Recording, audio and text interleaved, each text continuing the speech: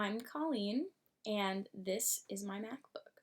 So we're going to go into some information about my MacBook. It's a High Sierra MacBook Pro, 15-inch Retina display.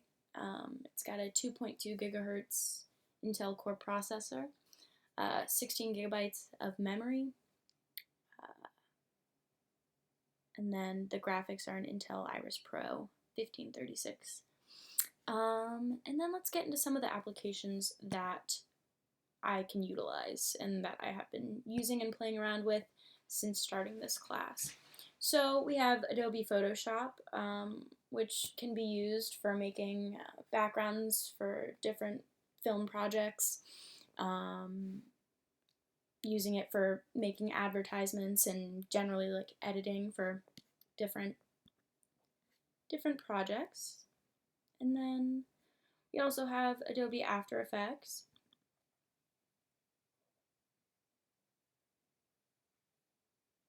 which can be used for multiple different things. It's taking a little bit of time to open up, but slowly but surely.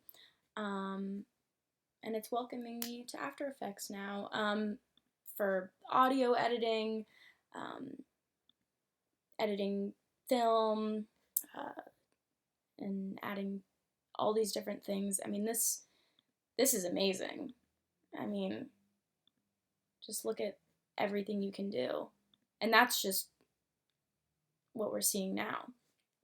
Can't wait to get more into it. And then another application I use a lot, like everyone else, is iTunes. I listen to a lot of different music. Big Stevie Wonder fan. Kind of all over the place.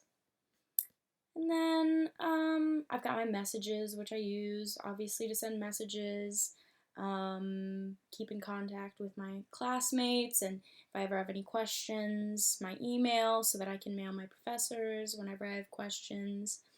And then we also have QuickTime Player, which I'm using right now to record this, and